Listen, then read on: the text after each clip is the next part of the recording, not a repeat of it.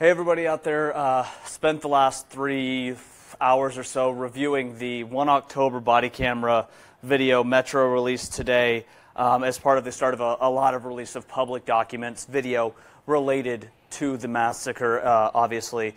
To kind of explain a little bit about what you're seeing here, we got body camera footage from several officers laid out throughout the process. Some of the video shows the officers responding to the call, getting the radio traffic over about the mass shooting at Mandalay Bay, trying to get down Las Vegas Boulevard to the Mandalay Bay, get in. Just, you can hear in their voice in a lot of this video just how frantic they are trying to get there. Hey, are you geared up? Let's get in there.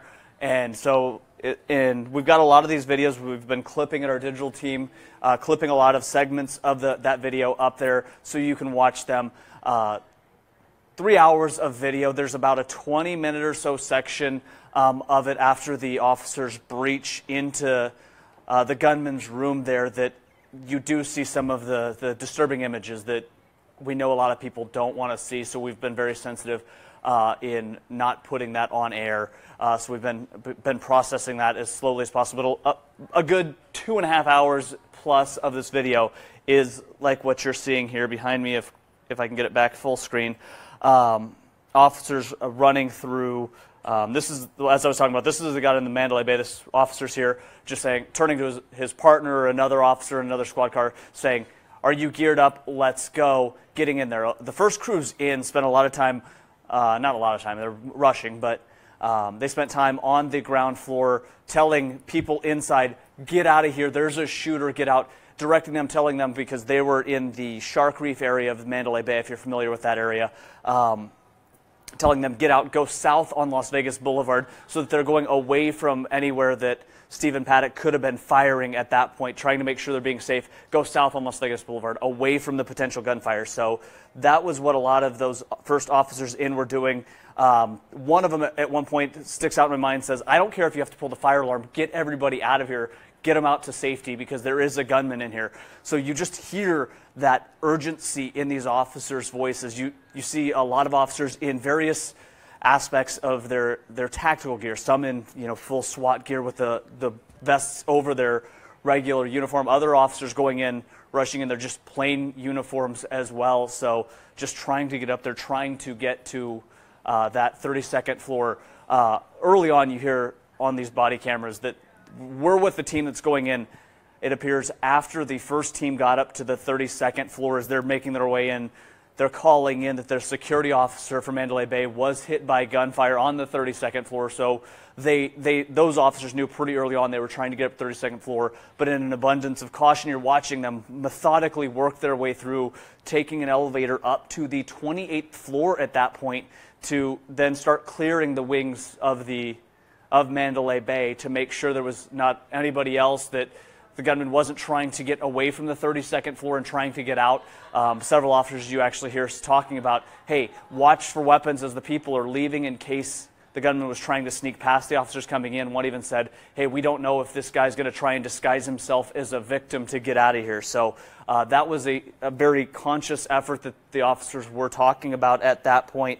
So that is the crux of what today's release was, were these body camera footage of that response there. As I said, you do see, once they get into the room, they breach the room, and then you hear a second bang right after that. That appears to be from the response from the officers asking, what was that gunshot? We do know that one officer fired a shot as they entered the room, not at anybody in particular, just as a misfire. From what we know, so that appears to be happening, and other officers didn't even realize it was a gunshot at first. So was that gunfire? No, that was the breach. Oh wait, no, it was one of our guys. So there was some confusion of that as well. But early on, they start talking about finding what they saw in that room. You see one of the laptops up on one of the counters in the room. As I said, there are some disturbing images. You do see the gunman's body laying there on the floor, and another officer's talking. He said, there's a case over here with at least 13 ARs fully loaded. So even the officers first in that room were shocked by the scope of what they found in there as well. So very much a confusing thing. I'm looking over here to see if we got anybody asking questions at this point on Facebook. If you have any questions about what was in this video, 3 hours, obviously. A lot of stuff to go through. As I said, the one that is the longest is one of the tactical teams. It's 2 different officers, it appears, on that tactical team, which we're watching one from an officer that has the body camera on his right shoulder. The other appears to be on the left shoulder. Other officers working their way up, patrol officers, but a good concentration of the video was on that second team going up. And one of their big concerns that you hear them voice over and over in this video is they are worried about potential crossfire as that second team made their way onto the 32nd floor, where that first team was already staged at that point, trying to scope out the situation and get into that room. So they didn't want to add to that. So there were several points, and I've got like 10 emails of notes just on what we saw in this 3 hours of video. But they're saying, I'm gonna let you know when we come through the door, so we don't have a blue on blue, is what they called it, being a friendly fire, officer on officer gunshots, because they were just so anxious as they're going up there. So you do hear that a lot there. So if you guys are watching here on Facebook Live, we have shared the link to the article on the Facebook comments here that'll show you a lot of these videos that are supposed to be playing here behind me, but obviously, but trying to get you to some of these videos, trying to see which one we got here real quick. Get you to another one. We got another clip here we were cutting just a few minutes ago to show you guys some of what you are seeing here.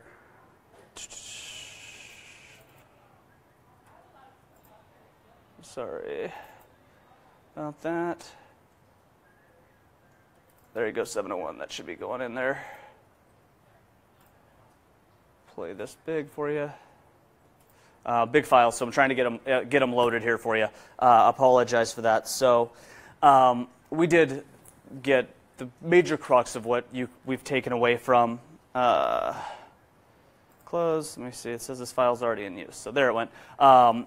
Is just the methodical nature Metro took in getting up to that 32nd floor room before they breached, to make sure they didn't have any guests in the nearby rooms, even in the floors behind, in case there was some sort of gun battle inside that room. They wanted to make sure there was nobody below in the 31st to 30th floor that bullets could have gone through the floor there and caught anybody in the crossfire. So yes, Joseph, I see. Is this about 1 October? Yes, obviously. It's 100% what we're talking about. This was the first release, obviously. Las Vegas police telling us they're going to start releasing more of these documents, the video related to the investigation. So this was the first release. They said it might be a couple weeks before we get more, but they're going to have a fairly rolling schedule of releasing more and more.